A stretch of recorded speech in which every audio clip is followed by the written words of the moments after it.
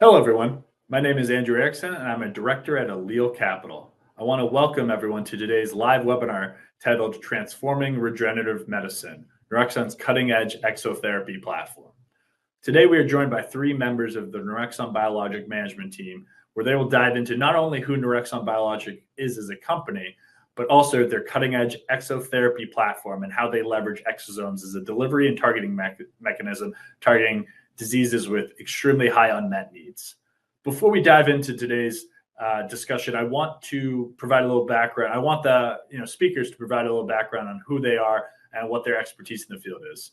So maybe we can start with yourself, Lior, and then we can talk to Noah and Dr. Daggy. So thank you, Andrew. Pleasure being here today. My name is Dr. Lior Shaltiel. I'm the CEO of the company since 2021.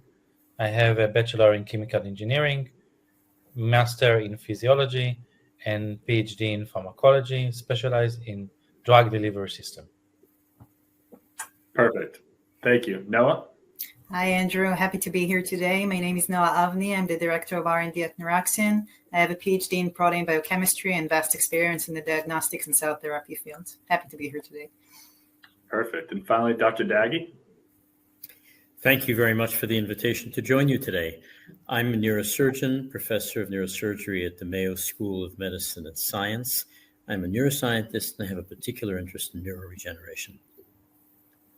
Fantastic. Thank you all for the quick introductions. And without further ado, let's jump right into the discussion today. So, Laura, I think it probably makes sense to start with you. Can you provide the audience a little background on who NurExone is? What's the focus of the company? And maybe you can even jump into the current status of the two lead assets, which we briefly highlighted at the top of this call, that are focused on spinal cord injury and glaucoma. Sure. Pleasure to do that. NurExone started as a company, one product, one assets. Now, after 3 years of research and hard work, we have a platform and portfolio of products. We have the lead product, which is called ExoP10, is an exosome loaded with siRNA against certain protein called PTEN, P10. This product can be applied to two indications. We start with spinal cord injury due to the data that we have and data that we produce in the company. And recent data that we produce show also efficacy with this product with another indication, which is ophthalmology indication based on glaucoma model. More than that, we have other in our portfolio products of exosomes loaded with other siRNAs against different targets.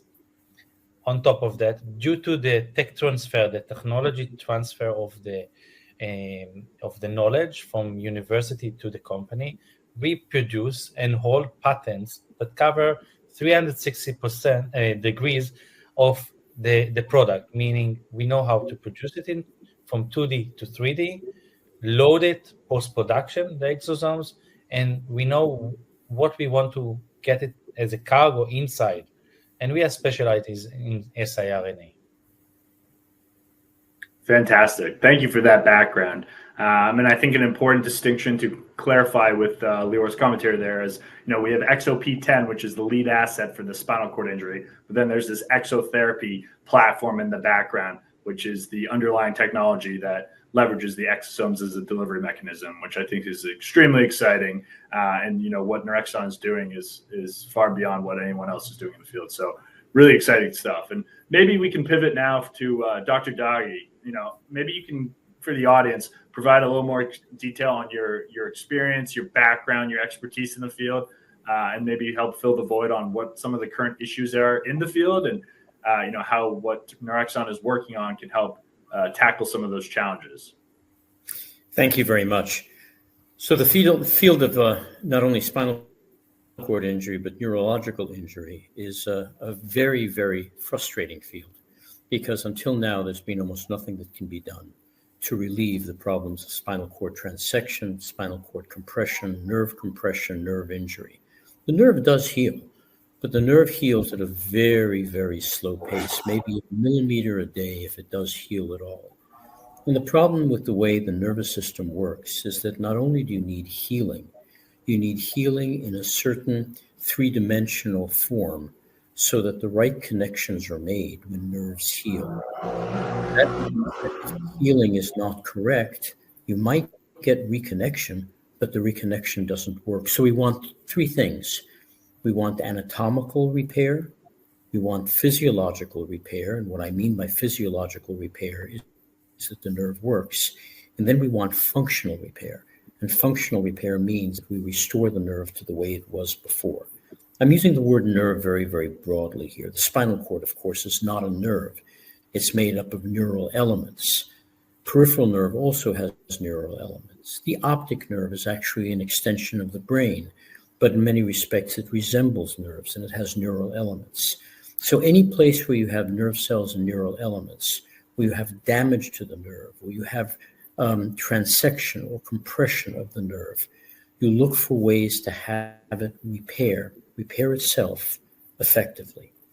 Now, surgery has proven somewhat effective in reversing the effects of compression of nerves, transection of nerves, and has allowed some forms of repair, but it's never been as good as we want it to be. And then when you start thinking about the optic nerve is very, very difficult to heal, surgically, certainly, medically as well, although people do try very hard. The exciting thing about this platform lies in the numbers. The numbers are spinal cord injury are in the United States, so a population of someplace between 350 and 400 million, more or less. There are between 250 and 360,000 injuries a year. In terms of other forms of spinal cord compression from injury, it's probably 8 to 250 per 100,000.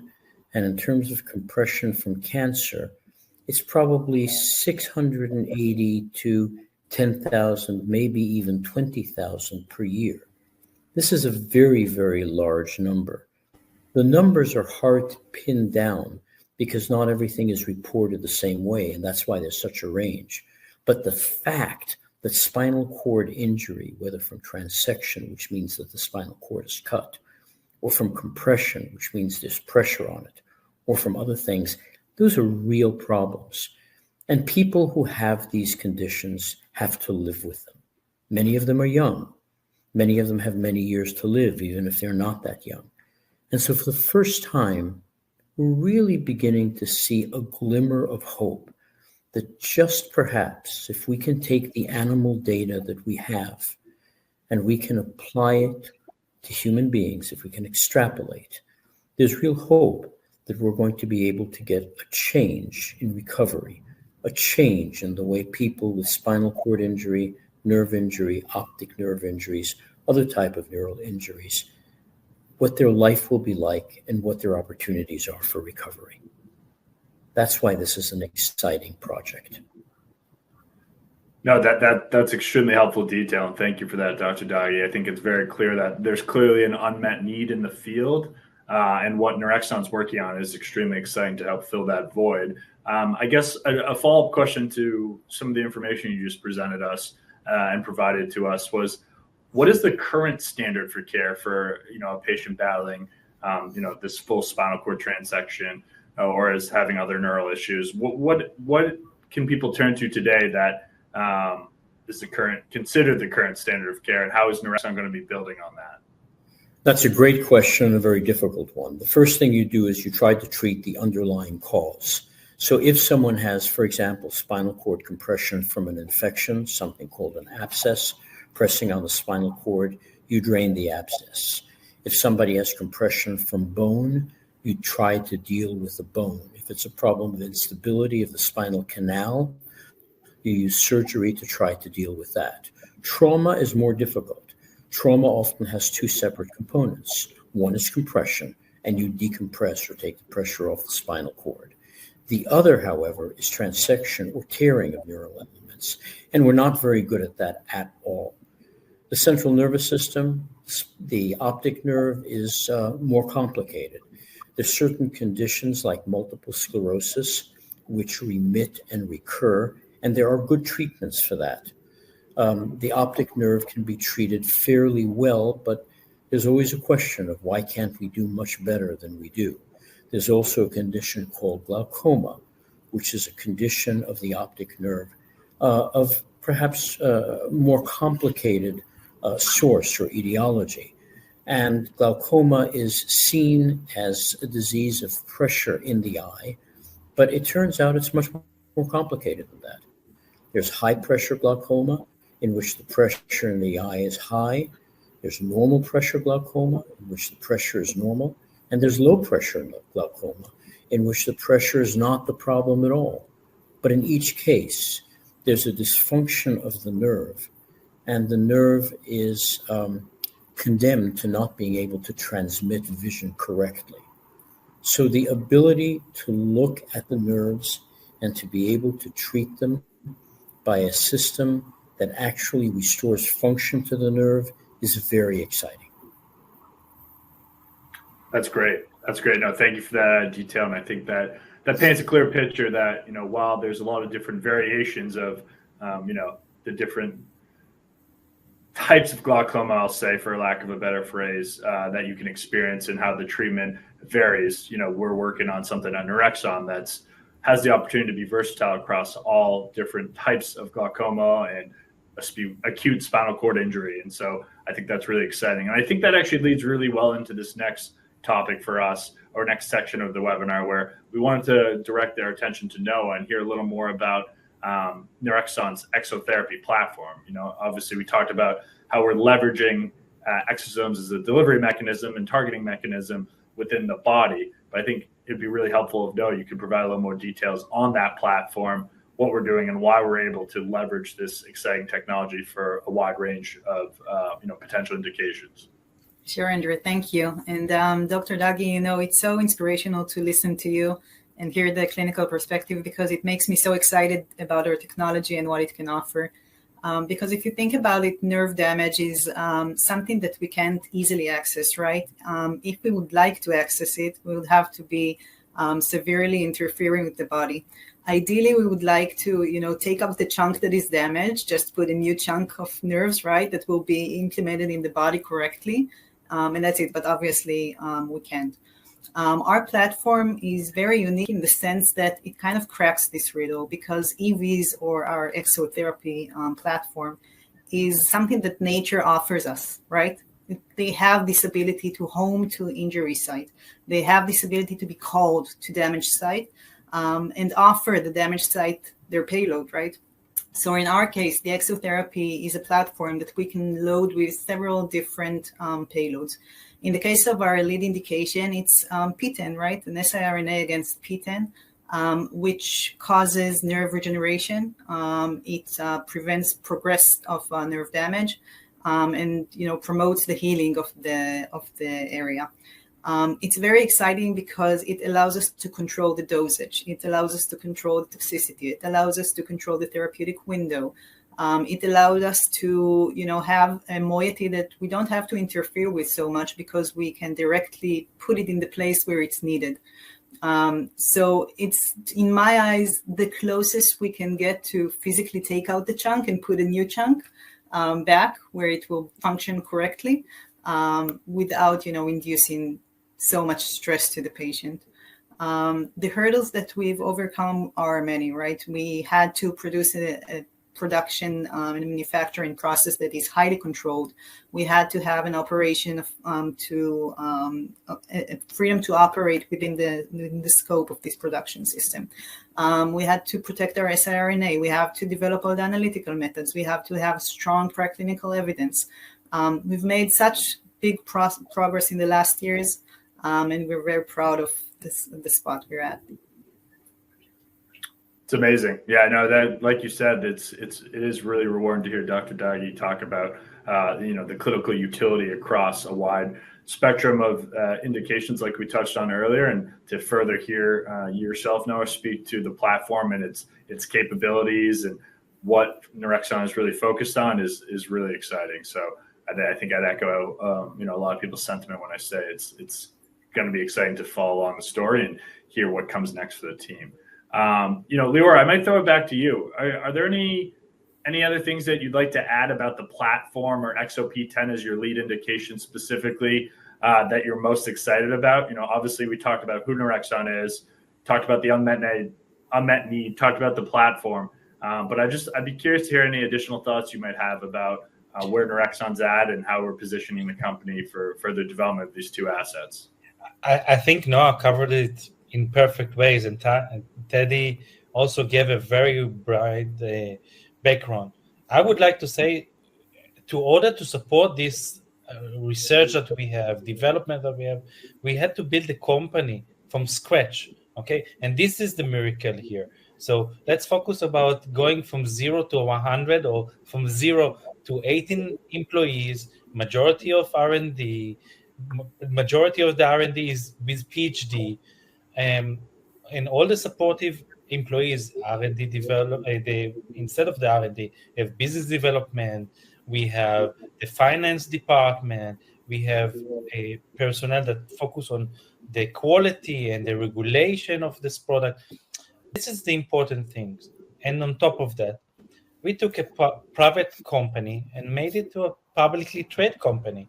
And this is not only in Canada. We are traded in and listed in the Toronto Stock Exchange Venture, but we can also be investors in Germany could buy the stock, and investors in the US could buy the stock, the OTC QB. All in all, the results is bringing a company with a very strong research and a very strong financial, okay, in order to complete until this day $15 million of investment in a preclinical company, and that's the miracle here, okay. And the miracle is supportive with a strong research. That's my message. Yeah, absolutely. Appreciate that added clarity. Okay, great. Well, I think the full team here has done an excellent job of setting the scene, providing a background on who NurExone is, what the differentiation is, and the unmet need in the field. So with that, I think it makes sense to open it up to some questions from the audience. So we'll give everyone listening, we'll give you a few minutes to submit your questions, and then we'll start reading some of those off. But in the meantime, while we wait for those to come in, I think it's important to highlight that Lior, the team recently announced some updated news around the glaucoma asset just this past week, and I'd be curious to hear your take on that update that was just provided, as well as what that means for the future development, of this asset, but of NurExone as a whole. Yes, so let's give a background for that. In this summer, we published primary results on the glaucoma model using our XOP10. The results were very exciting results based on mainly ERG recording. I shared it with Teddy when I was in Boston, and I was very excited because we see a clear functional recovery after 18 days from the injury. What I need to bring to our audience, to our investors, is to give the full report, and this is what I wanted to share with them. Addition data on this preclinical third-party glaucoma model that we made in Sheba. Sheba is the largest hospital in the Middle East, the largest in Israel, of course, and also in the Middle East. This project was led by Professor Michael Belkin. He has actually recent exits. He's on his own company. He got it purchased by a huge company in the field called Alcon, and this is the things that we publish, and I'm very proud to see a comprehensive results and finish this study and go to the second one to have another valid results and promote this new indication. Fantastic. No, that's great to see that there's development being made on not only the lead asset XOP10, but this glaucoma asset as well. And so I think it's that de-risk pipeline that is extremely exciting, on top of the fact that it's built on a platform that holds a whole bunch of other opportunities down the future. So that's great to hear. And I see we've got a few questions come in, so let me just pull those up quickly. Okay, great. This is a good continuation on our thought. The first one comes in and it says, thanks for the time today, everyone. Really exciting that you have this drug delivery platform called Exotherapy. I'm just curious, outside of your spinal cord injury and glaucoma, do you have any ideas of what's next to come on the platform for additional indications? Where do you see this ideally going outside of spinal cord injury and glaucoma? Thank you. I will take it just from the management point of view. In order to have IND, you need a lot of resources. As a small company, mid-sized company, I would say, 2 indications is a high burden. So we will focus on those 2 indications. This cover relatively a significant market. Maybe the spinal cord injury is a bit smaller than the ophthalmology, but ophthalmology is definitely larger than the spinal cord injury. But this is about exopitan. We have other products in the portfolio, and we have the platform, as you said. And we are open always to collaboration and a joint venture on taking our exosomes and load it with external peptide or siRNA can be option here. And those projects related to business development of the company and working in collaboration with other company, we will always have an open door for that. Absolutely. Did anyone else have any additional thoughts on that question? If I may, it's a very, very good question and a very difficult question to answer. As Lior said, having a company with 2 indications is already a lot. But the real thing about indications is to try to understand what the population is that will respond and under what circumstances a drug can be used. And that's called the primary clinical indication. So if you think back to where Lior started, he talked about the different things that have to be done when you begin to develop a drug. You have to be able to synthesize it. You've got to get validation. You've got to get verification of it. You've got to get stability, a number of different things. And finally, you have to package it. And then, only then, can you start your clinical trials to see for whom it works and how well it works and whether it meets its expectations. So to do that in spinal cord injury and nerve compression and nerve recovery and in glaucoma is actually a very, very broad area on which to do it. Will there be more specifics? Quite possibly. We might find, for example, that it works in one type of glaucoma and not another. We might find that it works in other types of conditions as well. But we don't know that yet. And the point about a company at this stage is the job of the company is called translation. You go from the laboratory to the bedside, to the patient. You need to prove safety. You need to prove efficacy. And that's what management team is actually working on right now. Yeah. So this would not be the right time to start speaking about indications, except to say what we're doing is treating a part of the body, the nervous system, that has a very hard time healing itself. And if it succeeds, even at a few of these indications, it will be a tremendous benefit to humanity. Mm-hmm. Yeah, thank you for that, Dr. Daghi. And I think, the perspective both of you and Lior just offered is extremely refreshing, right? I think oftentimes in today's market, when you're looking at a platform company, a lot of companies feel like they need to branch out into all these indications to show their wide focus. But I think, a focused approach on your 2 core assets for now, getting those to the goal line and then coming back and looking how else we can leverage the platform is not only a capital efficient way to handle this, but it's also a respected way in today's market when there's a lot of uncertainty. So, and you know why it's like that? Because most of the technology platform company are coming from the platform, and we did it the opposite. We came from the product in order to protect it and to have a freedom of operate of the product. We, by coincidence, found the full picture and the platform. So our focus is our product, not the platform. Definitely, right. We have a business on the platform, but that's not our main one. Right. It's just an added benefit Exactly. Building around the product. Yeah. Exactly. No, that's great. That's a really great explanation. It does a great job, I think, of answering that question. So we got another question here.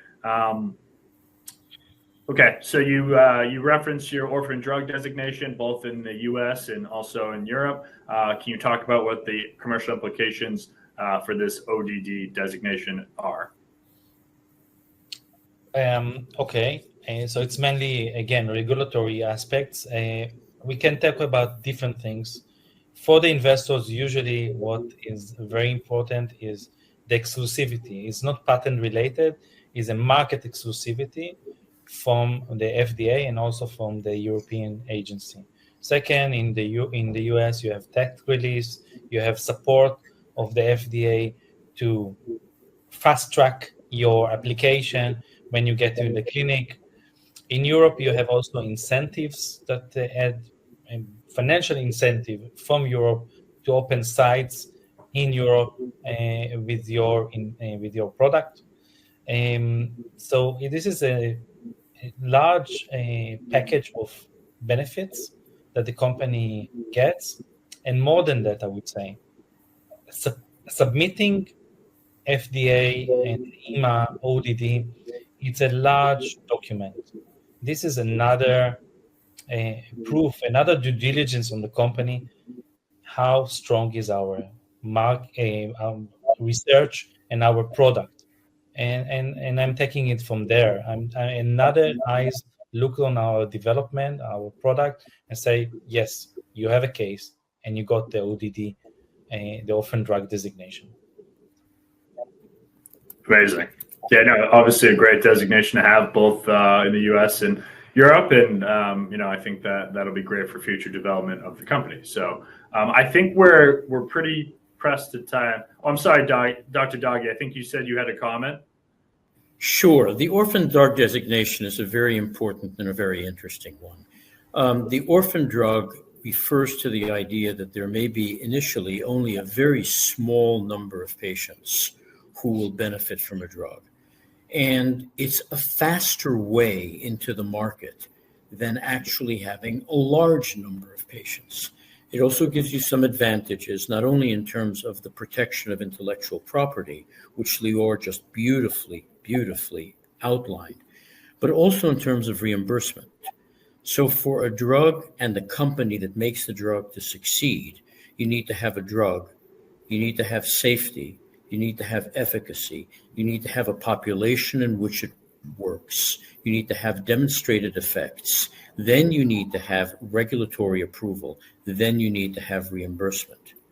And so the idea of having an orphan drug designation early on suggests that you have a little bit of advantage, a little bit of competitive advantage in the market. And also in the long run, the valuation of the company is likely to be higher than if you didn't have it. So there are a number of different advantages to this, especially the fact that you have an enriched population of patients that you can point to and say, to begin with, in this population, we know that we have a market. Mm-hmm. Yeah, absolutely. Absolutely. Thank you for that additional detail, Dr. Daghi. And I see a couple more questions here, but we're a little bit pressed for time. So for those of you who submitted questions that didn't get those answered today, we'll be sure to follow up with you directly via email or comment section and get those questions answered for you. But after that, let's just pivot to kind of closing remarks here. And I want to thank all the speakers on the call today for their time and their insightful discussion around not only who NurExone is, but what they're doing differently in this regenerative medicine field.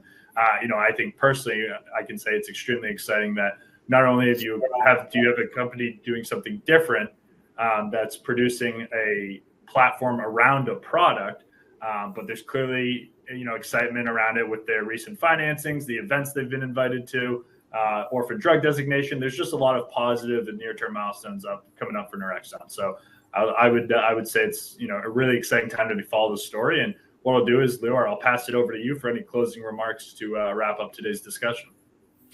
I pity that we couldn't answer all the questions here, but I definitely urge the people that listen to that to follow us on the social media. We're active in LinkedIn, Facebook, Twitter, YouTube, all type of platforms. Second, you will be part of our newsletter. So hopefully You will see the advantage on monthly base, and we will share with you what we did every month, and you can follow us like that in an easy way directly to your email box.